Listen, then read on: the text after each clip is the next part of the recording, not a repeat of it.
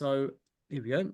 I forgot to record, so we're starting now with the Ask Breakers. Just asked folk when they were last playful. So we have last Saturday, you were being playfully creative. Well, okay, Sharon, you're already like fully on playful. And anybody else writing away there? Here we've got Chris, when I was working with kids or playing football with them like I did today. Yeah, yeah. Mary, when was the last time you were playful? I think we've got a playful group here, which is good. Oh, okay. Sorry? I'm back. Okay, let's move on anyway, because otherwise we're going to get caught up. And yeah. So, welcome. Welcome to breaking all your rules.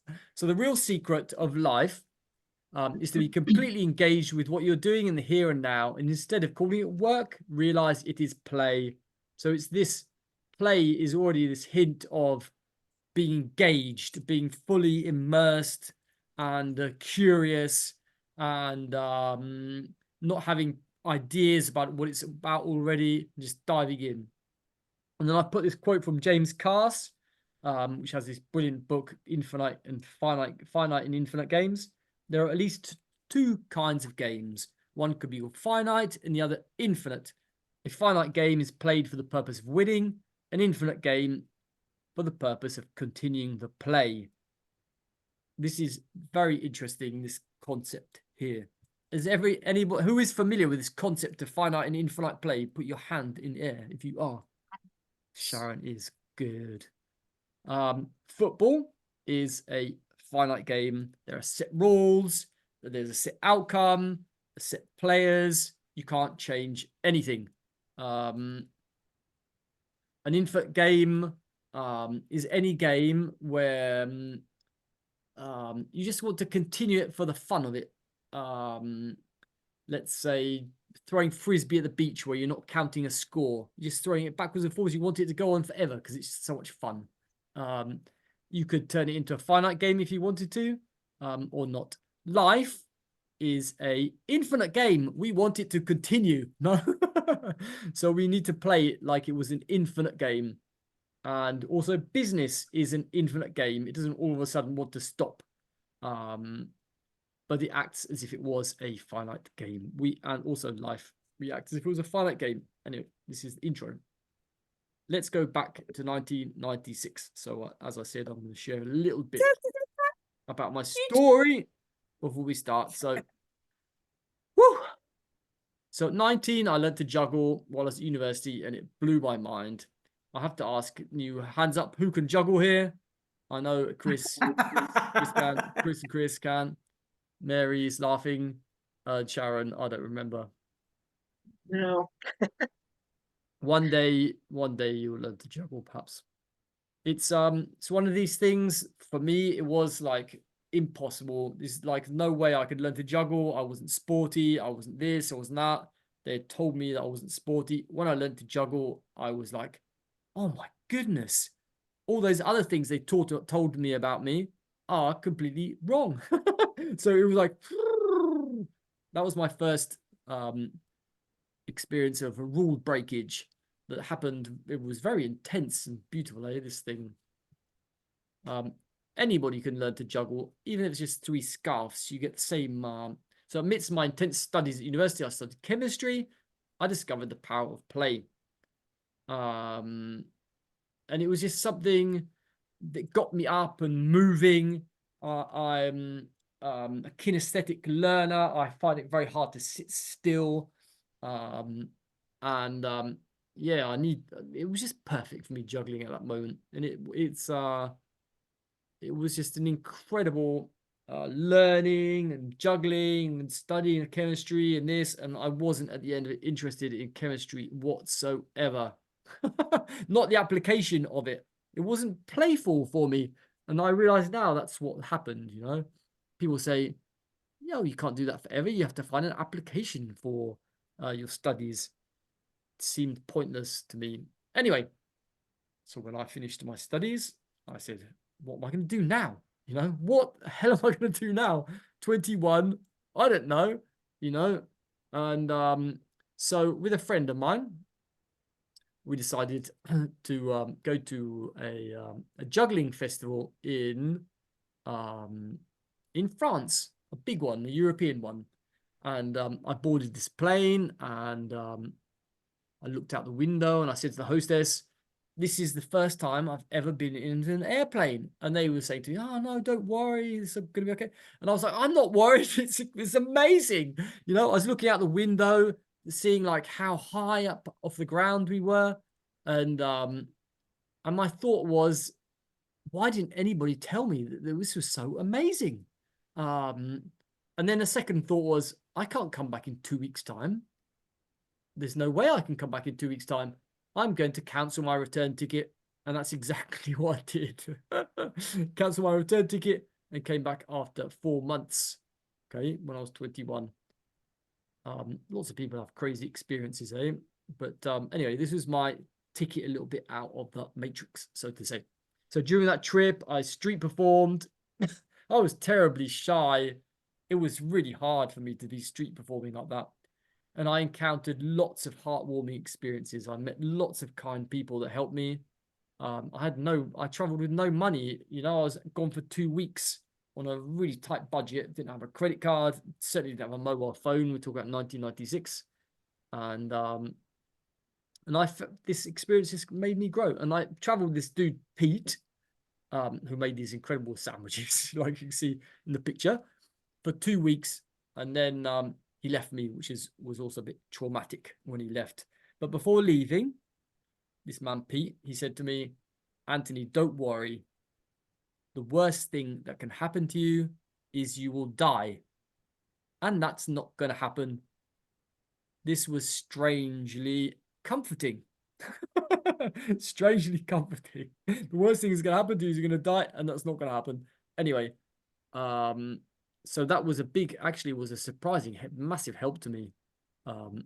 This in the difficult moments, on my own, sleeping rough, was very nice to hear that. So I wrote about all this story just because it's so fascinating. I've put it into a book. I had a diary and I've written it up, and it's about to come out in Italian soon. Not that you're interested. Maybe Mary's friend is interested.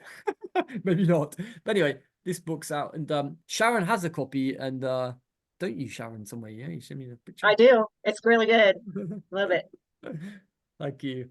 And so I realized while I was working on this book how much that experience had actually affected my life decisions now.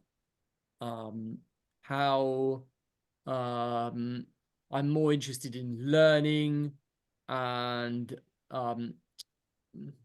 not accumulating experience, gathering experiences, growing, more than how do you say, like regular things. So that shows up in my life, you know. Totally right.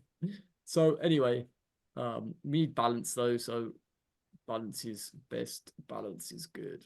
Let's go. So, and this is so when I was traveling, I traveled around for a year and a half after that experience. And I finally ended up in Rome, and I found a yoga master that I was looking for. I was looking for one all over the place for some reason. I don't know why. I do know why, but it's not obvious. And since the first day, I have my practice every day. It's yoga practice.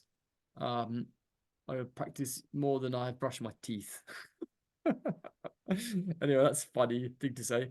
But why do I say this? To be just to say that I know the power of habit, and I know the power of doing something regularly every day. And generally, the people that I hang out with, they end up cultivating some sort of practice that they do every day. You know, this is for our old age. I've always said to myself, this is my pension. I'm going to be healthy until we're old. Look around you, the old people, they're not in a good place, really, generally speaking. And when I was 24, I started leading these juggling retreats. They were incredible. I just finished one like a couple of days ago. It was the first time in 5 years that I'd hosted it. And I will continue doing these retreats for jugglers because I love them. But I also love pure playfulness retreats because, yeah, it could be even more silly. You know, you can be silly in juggling retreats, but it's a little bit more. So in the last 25 years, I've been living life on my own terms, writing my own rule book and rewriting it when old rules no longer serve me. And I'm not saying that this is easy by any way, shape, or form, okay? But it's a choice, you know? And yeah, you learn the hard way sometimes. But anyway, it's amazing what can happen when you choose your own path, when you take that leap of faith and embrace the unknown. Life becomes an adventure, and you become the author of your own story. So, you start to play with life. That's what happens. So I want to just come back a second because so we've all got something, you know, like tinkering away that seems like some sort of dream that we can't do or would like to do, or we don't know how to get there, or this, or we have to be sensible. We don't have to be sensible. We have to, the only thing that will get us to do things in the end is like a passion to do it. You know, we can work hard at something, but in the end we'll burn out. And we'll probably end up like losing friends on the way. I don't know, you know, it's not a good place to come from, like pure grit, you know. You need some grit, right? But not only grit. So this is where we go and start talking a little bit about our play history. We'll talk about it a little bit later on, how what we did as a child can really be a good indication of what would be particularly gratifying for us as adults now. I used to move about all over the place when I was a kid. I was all over the shop. I used to like to do exercises, and I used to always like having friends around, and I'd organize activities for my friends, even when I was really small. Let's do this, let's do this. You know, this is something I like to do. I like to bring people into a world and move their bodies and do funny things. And so yeah, I could say, and I had like science kits when I was younger, and I used to really like it. And I really enjoy going into the theory and the science side behind all this playfulness. Like what happens, you know, what's going on, how to access it faster, and what does it mean to our lives. So yeah, what is play? We're going to get to this in a second. What play is? That's a big question, eh? What is play and what is playfulness? Okay, so finally I'm going to hand it over to you so we can actually do something together. Okay, rather than me just waffling on here. So coordination game, finger and thumb. So first of all, we're going to do finger, thumb, finger, thumb, finger, thumb. This is really easy, yeah? Finger, thumb. And the other one, let's do finger, thumb, finger, thumb, finger, thumb, finger, thumb. And then we're going to do this. So we have finger, thumb, finger, thumb, finger, thumb. Let's show us your fingers, Sharon. I can't see them. Finger, thumb, finger, thumb, finger, thumb.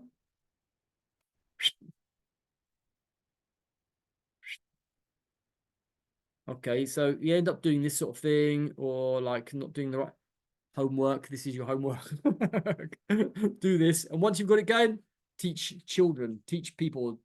This is really good for your brain. If we're in an era now of degenerative mental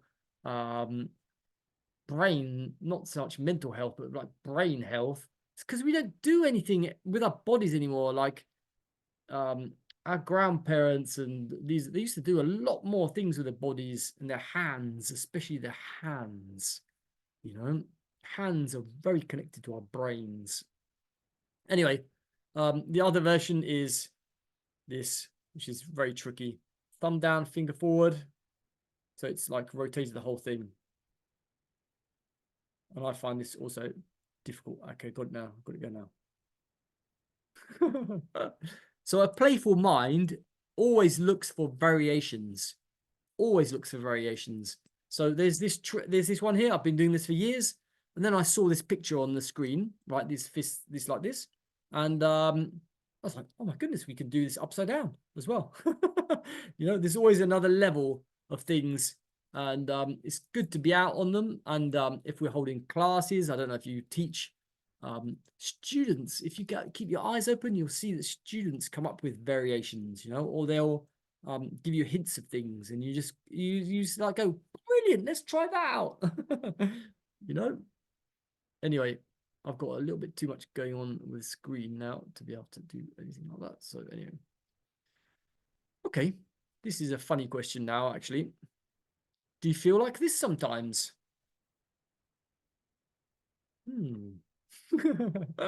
We'll understand this now. So this is probably Houdini. I'm pretty sure it's Houdini. And he's tied himself up in a straitjacket, and he's hanging upside down by a crane, it looks like very high up in the air. Why would he want to do this?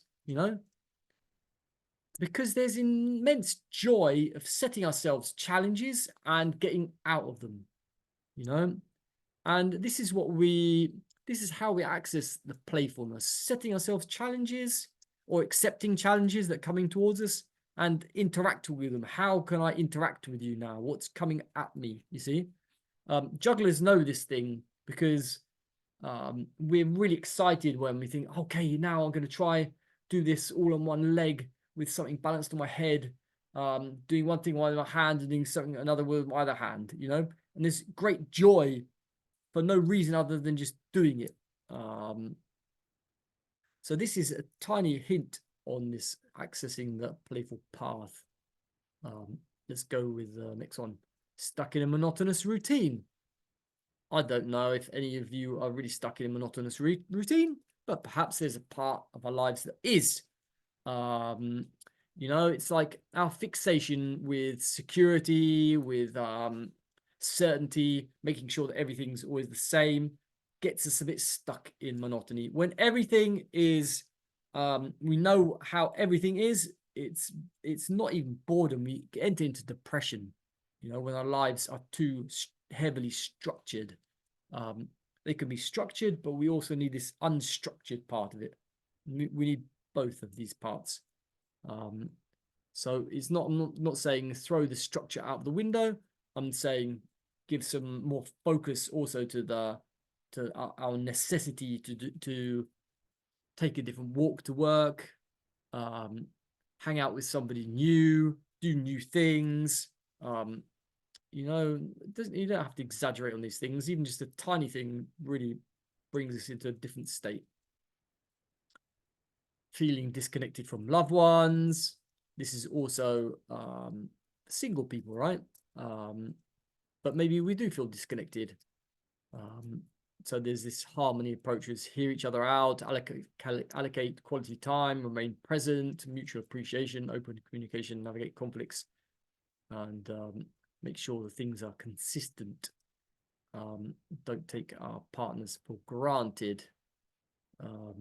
If we're not in a relationship, then we can reflect on our past ones, or there's lots of ways that we can prepare anyway. Hang on, I want to go back to that one though.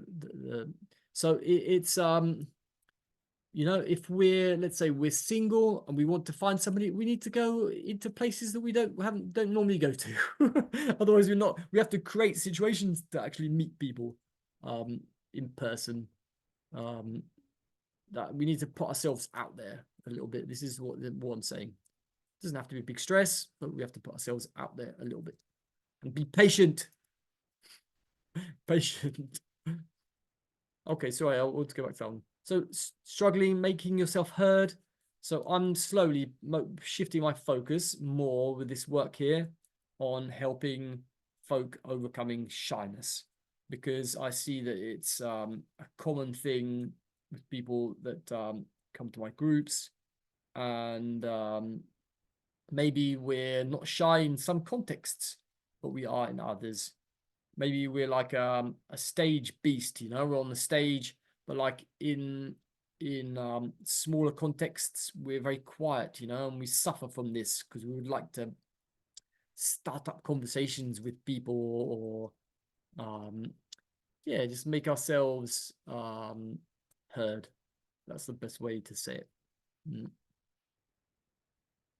So life doesn't have to be a struggle. This is Stuart Wilde that says that. And even here, there's something to be said about it in the sense that our society generally values things that are hard, that come hard to us. But actually, if we look at our play history, they're the things that come easy to us that we don't really value. There are people that writing comes to them very easily, you know, they don't even think anything of it. Or people that are artists, that comes easy to them. Or you know, there are people also that like can manage to like get people together very easily. They're very good at like bringing people together. And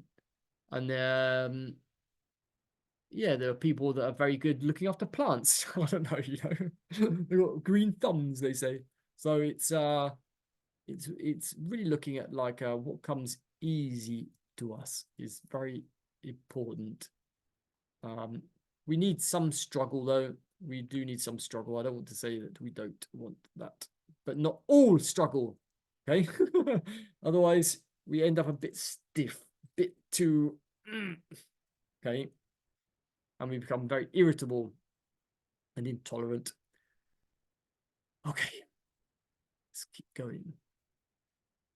So play shifts us from the pressure of perfect to a process of discovery.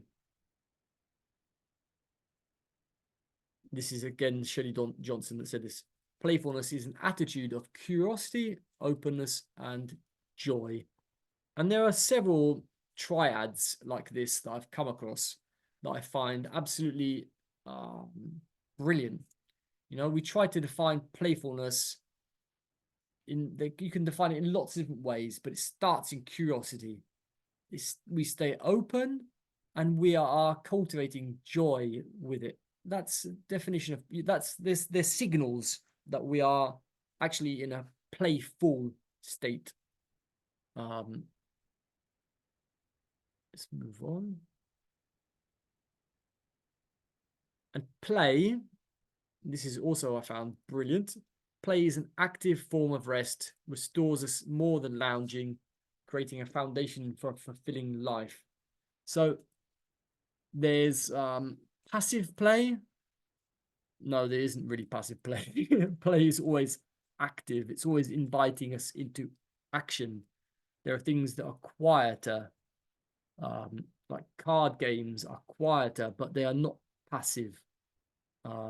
Passive is watching the TV, for example. I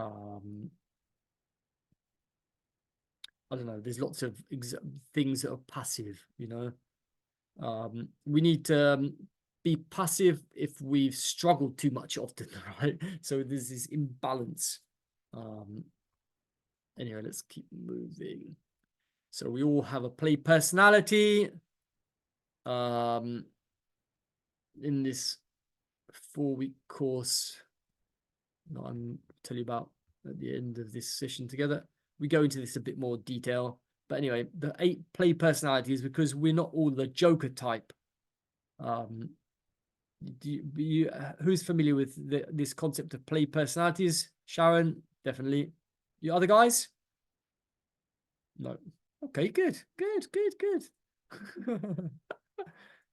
So, the play personalities are the Joker, which is what we often think of someone who's playful, right? Like the life of the party, the like big clown, let's say like this. But play personality is also, like I was saying earlier, the kinesthete, someone who needs to move, to think. It's a form of play. The explorer is a form of play. Somebody people, when these show up lots when we're children, but they they show up also now as adults. Explorer, people like to go traveling, people like to try out new things, new food. Then we have the collector, stamps, books, but ideas also. Friends, collecting can be all sorts of different things. And then we have the director, and all of these have a shadow side. The director, when it's in the shadow side, we are in to dictate. We find a dictator basically. And the next one, a competitor, can be healthy, can be very healthy to compete with other people. It towards encourages to keep going, when we have a healthy competition. Some people are that's the play personality, right? But when it gets to if I don't win, I have to win at all costs, then that's gone into the shadow side of things. It's destructive somehow. It's lost its playfulness. Then we have the artist, creative, storyteller. And I like this ninth one, Kirsten Milliken, which is performer. She suggests that storyteller is also somebody who likes to play with words, somebody who likes to write. And a performer is actually somebody who likes to really perform, stand on a table and dance for people. Lots of children, they love to stand on tables and dance when they were little. If that was you, you probably need to do that now. Check the table. Well, it's not going to collapse. But you know that anyway. I'm just being silly. Let's move on. What is your play history? How you engaged in play through your life, including the types of play, objects, people, and frequency involved. This play history influences your development and identity. Discovering it involves reflecting on past experiences and understanding how they've shaped your growth and self-concept.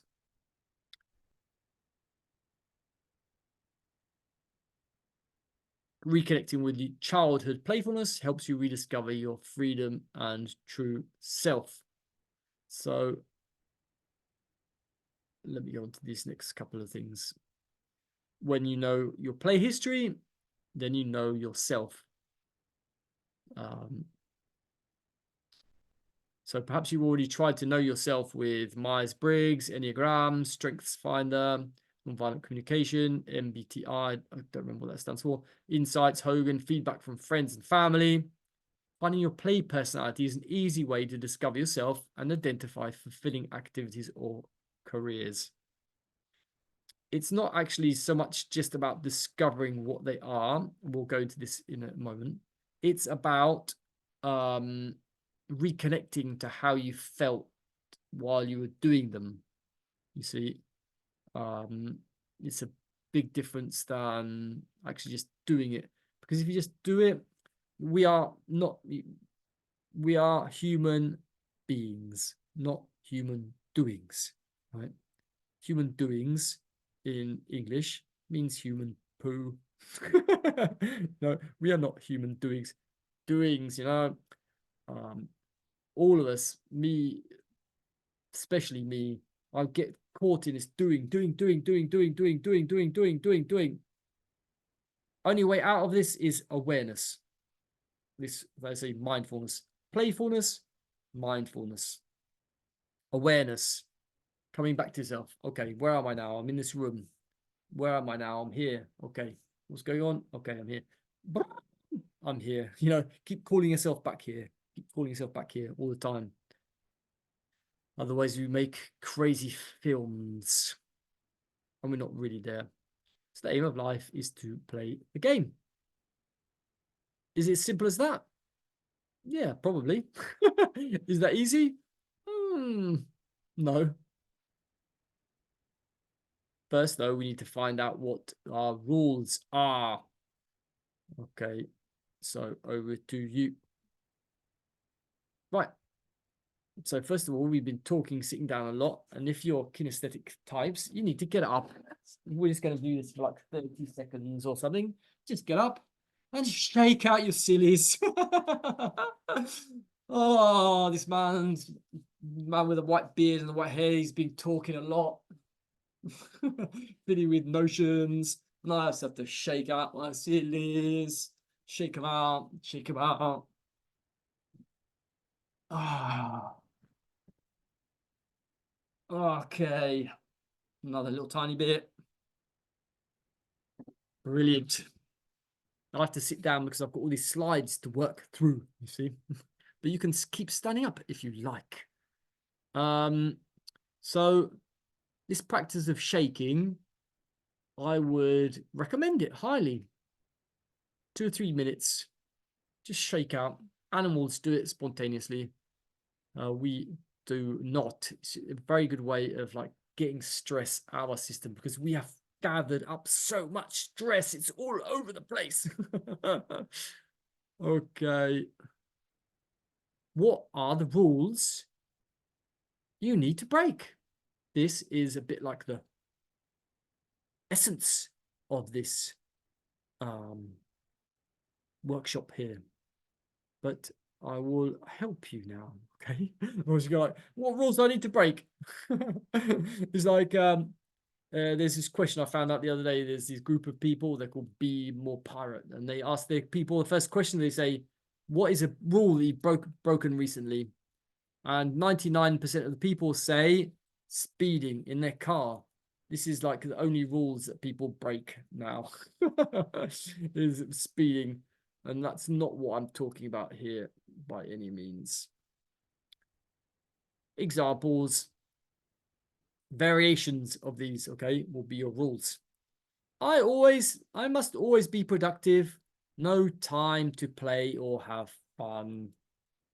That one there is like probably the one I'm most interested in looking at and saying, hey, this isn't true.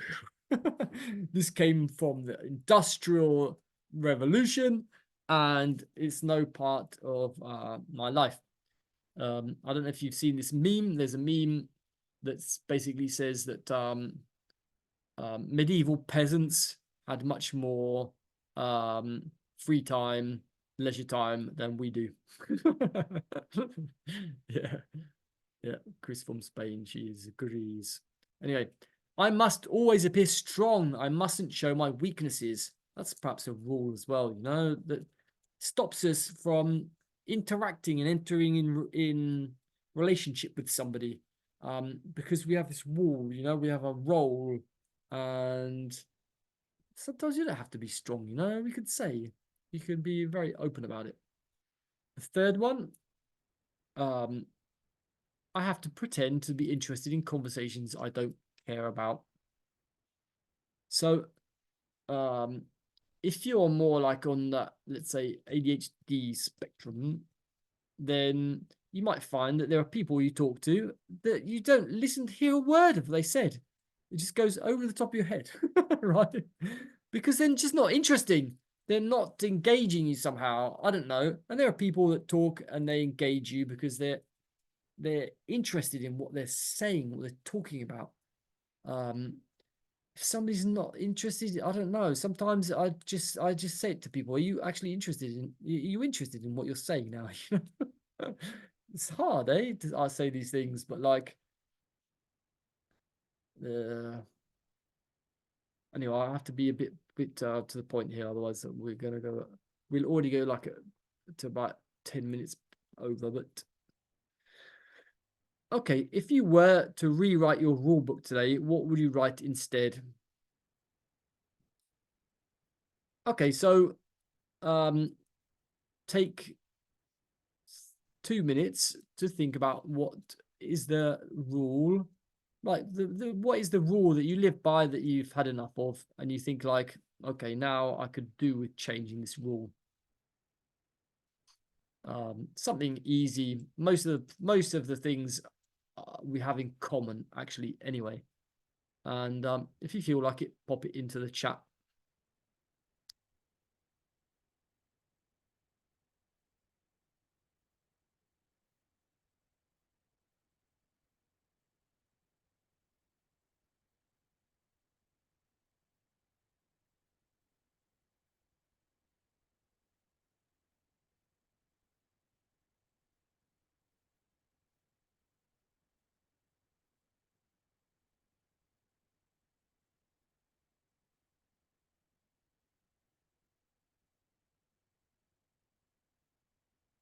Mary and Natalie, you have to do it together. I would change that every must goes everything must I goes. meant to say I would change that everything has to go as I planned it to I'm Ah, open to adventure and spontaneity. That's what I meant to say, but I was in a hurry. okay, okay. So I would change. Okay, so the rule there is that it's almost the rule is like everything must go to plan, otherwise something will happen. You know, I've got this like rule, and so we're going to try and write the opposite now. So it would be like um everything, not everything has to go to plan, and yeah, I can enjoy even if I don't exactly know how things will unfold. Something like that. Um, Yeah, yeah, beautiful. That's a lovely one. Um, yeah, there's something a little bit about embracing risk as well there. I would say risk, risk, not, yeah, also perhaps physical risk, but okay, Chris, which Chris is this? I got a bit confused. Oh, Chris Blessing. I show honesty, honestly, what interests me and what doesn't. Yeah, but let's say you go out with a girl and like, I don't know. You like, I don't know, but maybe that's right, eh? That's right. So anyway, if you haven't written something in there, do it on your own. Like focus in on these rules and formulate them in a way that is actually a rule. Like it's like, you know, like a rule is it's um this has to happen for this has to happen. You know, this is a rule. Um um I have to mm, I don't know. I have to always have 20 kilos of potatoes in the kitchen, otherwise I get worried. I don't know, you know. I don't know. Anyway, let's move on. So, um, okay. How did you play as a child? So just unmute a second and just tell us what did you do when you were a kid? Sharon, what did you do as a I kid? I did a couple of things. I used to like to play pretend, and I also love to play on our farm. You know, is to fish for pollywogs and minnows and that sort of thing. Hmm. And do you still do these things? Yeah, well, I'm a farmer, so I'm out there working with nature all the time. And I guess I do play pretend as I am a writer, so I guess I use my imagination that way. Yes, yes. Chris, you've unmuted. Oh, Chris Yeah, Spence. yeah, of course I was playing the kids games that on the playground and in school and in nature and yeah, sometimes we were forgetting about the time. And I was doing circus. I was starting circus when uh I started juggling when I was 9, so Oh yeah. yeah. What do you mean when you forgot the time and you were late? Yeah, I mean, when I was just so much into the play. I mean, there was a time when yeah, when I grew up that we didn't have smartphones, so we didn't always know about the time when we didn't have a Ah, watch, and so yeah, we just forgot the time. And now it's different because now I like always know what time it is. okay. There's something there. We haven't got time to really unpack that now, but that's definitely something which keeps us a little bit tight. Anybody would Chris, Spain, or Mary like to say something? Yeah, go for it. Yeah, no, I spent a lot of time in nature playing and things like that, and uh, on the ocean and stuff like that. And so it's still very important to me. It's something that's influenced me a lot as who I am now. I think the play was very much part of like who I've become as a person. Hmm, brilliant. And you play in the sea still? You live near the sea? Yes. Yes, I do. Okay, good. Where do you live? Where do you live, Chris? I live in the south of Spain, in Granada. Oh, Granada. Mhm. Oh, wow. I've never been there, but I've heard it's beautiful. Granada and It's really Sevilla. beautiful. Mm. Yeah. Mary. Right. Well, I do remember the games I used to play at school, like like hopscotch, and Ah, then we used to go through this kind of tunnel with the train, and or for example, what else? Like actually cartwheel on the wall, this kind of things that you do at school. And then at home, well, I used to play like I used to hide under the sofa or under the bed, child things.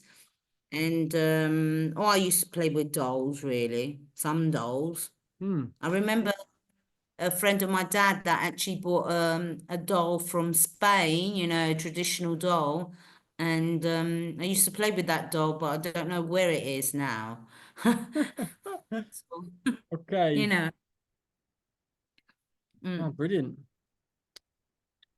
So, but nothing natural, nothing really, in the country. Even when we went for field trips, there wasn't that much of playing in nature. It was usually because you had to do something for school.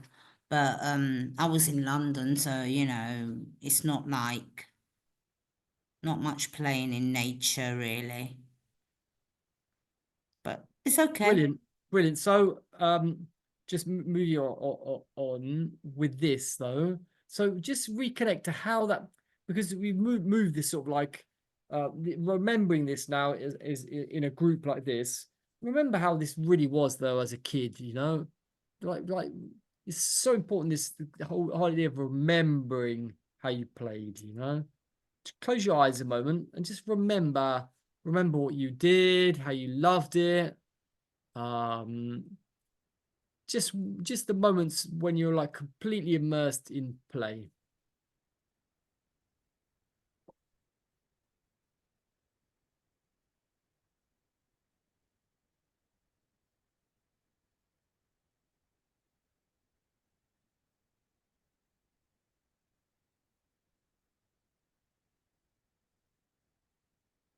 And have some deep breathing with your belly a moment.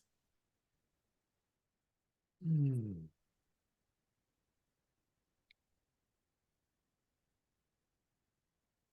Okay, so gently open our eyes. It doesn't need much to like connect to this when we're already talking about this for a long time. Um, this is an important question for this workshop. When did you stop playing? Try and remember exactly when the moment when you stopped playing. Not generally, like about that time. Try and remember like exactly the moment. Maybe you didn't stop playing. Or maybe you did for a bit and then you came back to it. I don't know. Could be, yeah. There are people that didn't ever stop playing. But maybe you stopped playing in one context, and not another. Have a think about it a second. When did you stop playing? Like what happened?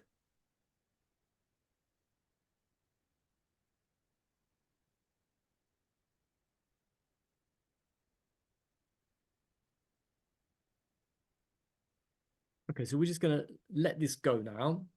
This when we stopped playing, and we're gonna sort of build a bridge from where we are now to where we were when we are our most playful selves.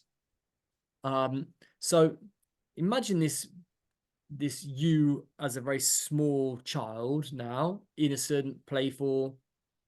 What is one thing you'd have to say it out loud, eh? What is one thing that you'd whisper into that child's ear? What would you say to that child now, knowing what you know now? What would you say? Think about it a second.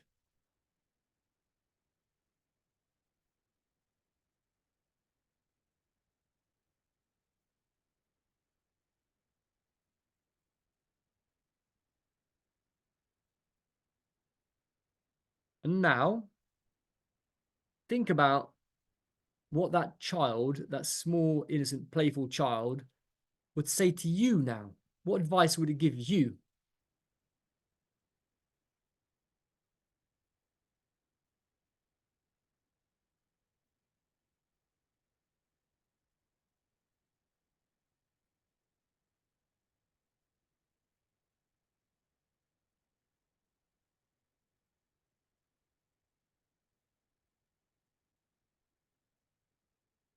Yeah, brilliant. And this is the last question in this series. If you had one wish for your life now, what would it be?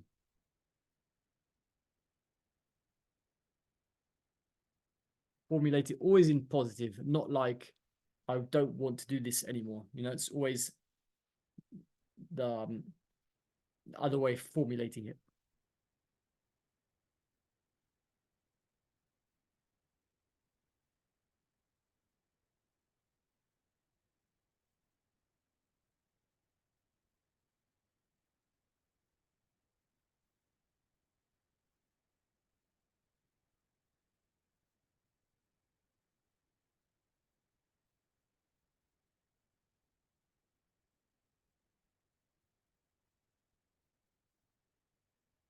So just make a sound of a happy child, just like going, yeah, yeah, woo, or something like, yeah. You might feel a bit embarrassed. Just get out a good sound. Did you do it? Okay. Very good.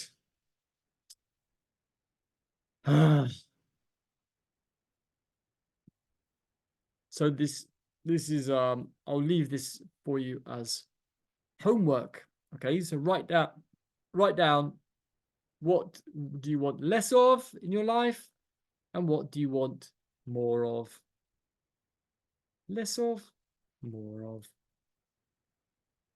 less of, more of. Okay, where am I now? Resume the sharing. Here we go. So to enter the playful path, this is what I'm talking a lot about now, this whole idea of playful path. I love it.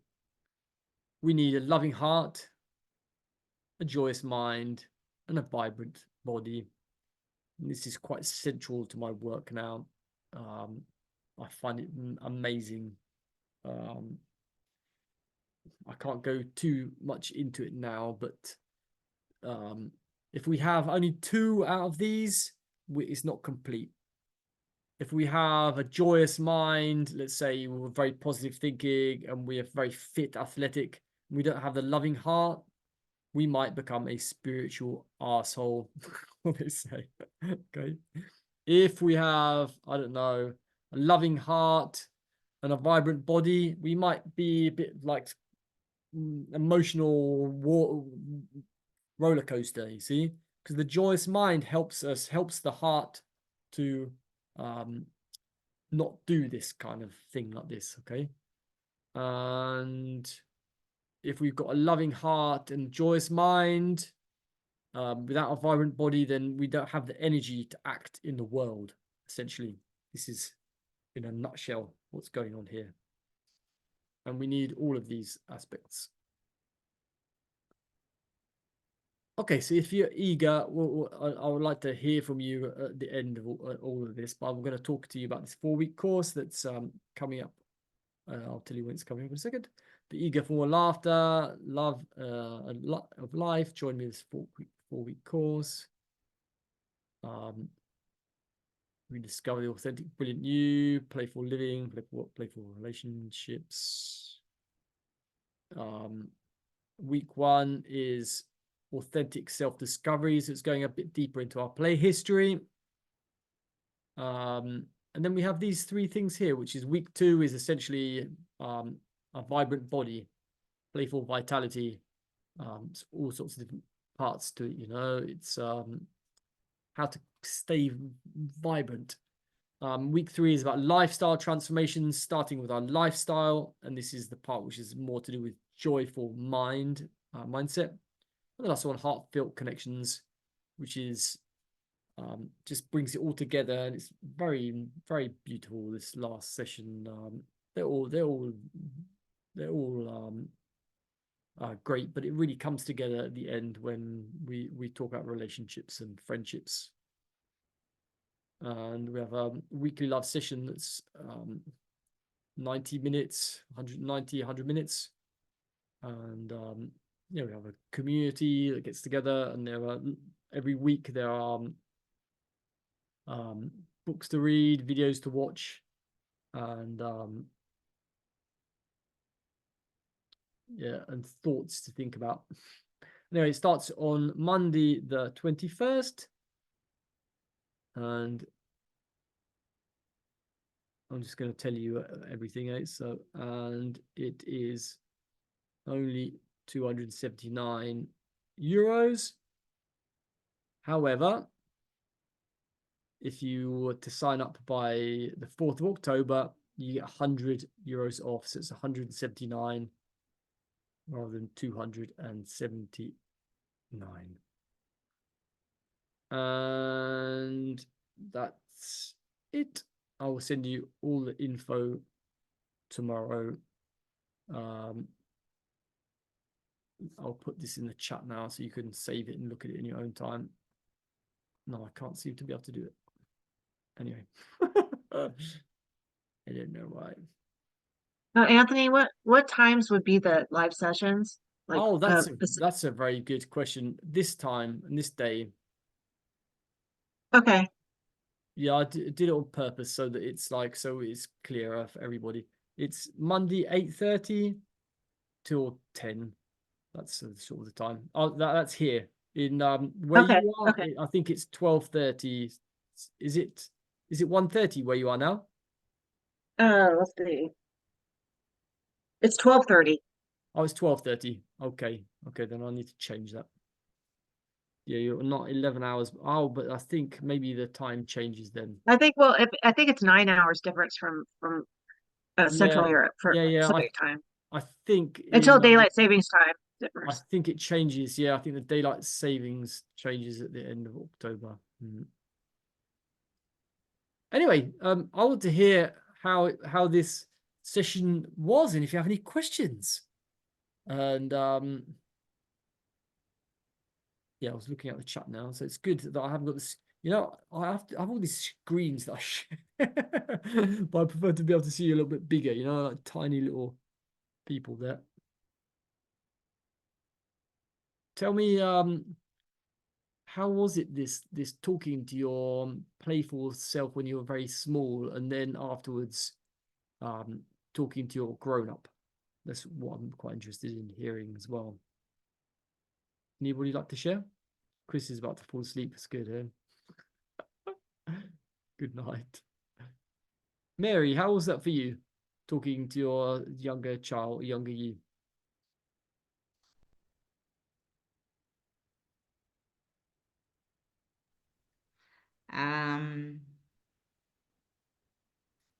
What do you mean? Sorry. No. Don't, we did an exercise at a certain point where you talk to you just whispered something in the ear of your younger you, It might have been like, I don't know, some people will say things like, don't forget to play, or they say, Oh, you mean now? yeah. Oh, yeah. Yeah. How do you feel now? This is a more important question. Great. Yeah, it's good. Good input. Mm. I like it. It's like, I like it that, it's good questioning yourself and asking yourself, what are you doing? Life is playful, and don't get heavy about things, that kind of thing. Brilliant. And did your friend Sometimes understand, or was she gone? I get embarrassed. Sometimes I get embarrassed. That's why, and sometimes I get locked in myself because I get embarrassed. But I need to overcome that, you know. Mm. Yeah, sometimes when we've got lots of energy, you know, it's like it goes somewhere. It needs to go somewhere, right? And Yeah, sometimes you just need to really like use our bodies more. You know, yeah, that's true. Yeah. need to get out and walk a bit more. Well, I do a lot of walking. Oh, I good, do. good, good. And Chris Spain, what have you got to say? I think that I really had no idea what to tell my child of the past, because I think that I kind of went and did the things that I wanted to do in life, and really went and like I've traveled a lot. I left very early, and these were things that I think that I wanted to do always as a child, and so I think I need to think about the question a little bit more before I come up with something that I can really Yeah, sure, sure, sure. No, I understand. yeah. So but I think it's interesting because maybe I never it's something I haven't thought about so much. What would I tell this person? I'm not sure. I need to think about it. So Yeah, some people sometimes it's very clear, you know, it's like, but yeah, essentially, if you haven't lost your playfulness, then it's maybe cool. not. I don't know. I don't feel I had to take my car to the inspection today and prepare a bunch of emails, so I didn't feel very playful. But I think I Ah, tried. yes. No, I So know. I've been playing around with this idea of a scale of playfulness, you know, it's like starts off, you know, playfulness doesn't exist in your life. It's only obligations and life's a struggle. And I'm feel very unfortunate I was even ever born. You know, it's like that sort of level. And then we sometimes we playful, sometimes, you know, and it gets more and more grounded. Um, until we are actually able to invite other people into playfulness. That's sort of like quite high level though, you know, when we're actually able to be the person who is engaging others. Um, and then it becomes then there's higher levels than that. This is the way I see it. Um, I don't like it to be like, or you're not playful or you're playful. That's like it's over then, you know. It's like what where do you go now? Go nowhere, you know. Um, but there also challenges will come up if you're playful. It could be that um that you like missing some structure, you know, could be, you know, or like a direction or vision or um but in what's the word for it? But it's a better starting point to be playful than not, you know. Um, okay, I'm saying a lot of stuff now. Anybody like to add a couple of things? We managed to round up this session very quickly in the end. What are your main takeaways from the session today? Let's put it like this. Chris, what is your main takeaways from the session today? To be honest, I cannot really say what the inner child would tell me or what this younger child, this younger one, Yeah, but would apart tell from this, me. in all together, in the whole session together. Yeah. No session for.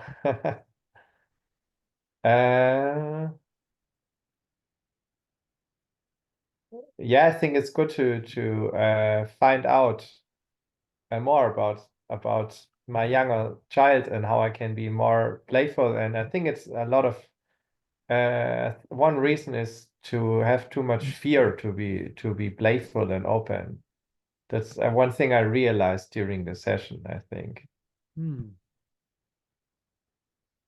Good, good. That's huge.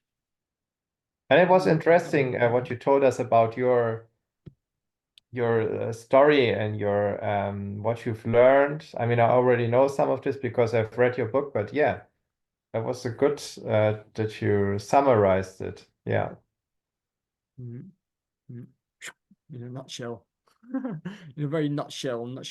Sharon, what's your big takeaways for today? Well, I liked what you said about a playful mind is able to see different variations because I think it's important for us to stay flexible. Like I shared about changing rules, and we think, oh, it has to be this way, it has to go the way I planned. But to be playful, you're open to variations, you're open to adventure and spontaneity, and that's really important. That was a major takeaway for me today. Brilliant, brilliant, brilliant. And Mary, we could do this because we're a small group. Otherwise, I'll just ask two people, right?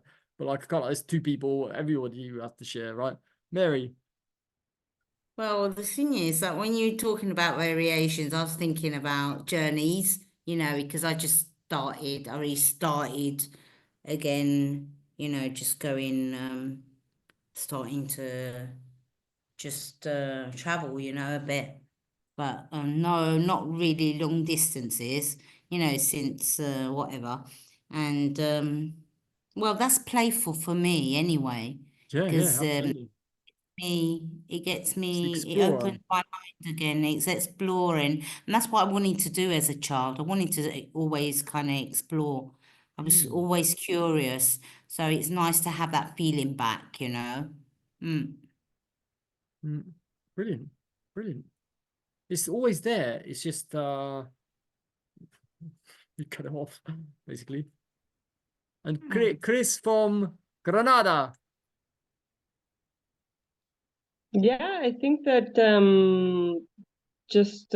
I think my takeaway would be that it's really interesting questions to ask yourself, because I think a lot of us don't even realize when things have kind of become stagnant, and I think maybe in your life, and that these are kind of interesting questions that can get you thinking about maybe why or why not things aren't moving forward, because I think that they're very much related to like this, that the kind of playfulness is related to like a real kind of flowering in your life, that it's something that helps you grow things. And I think if you feel that things are maybe not growing so much, that these are good questions to ask yourself, at least as a starting point, to begin to kind of look into it, almost like some kind of like a shadow work in yourself towards where you want to progress to and things like that. So I think they're interesting for sure.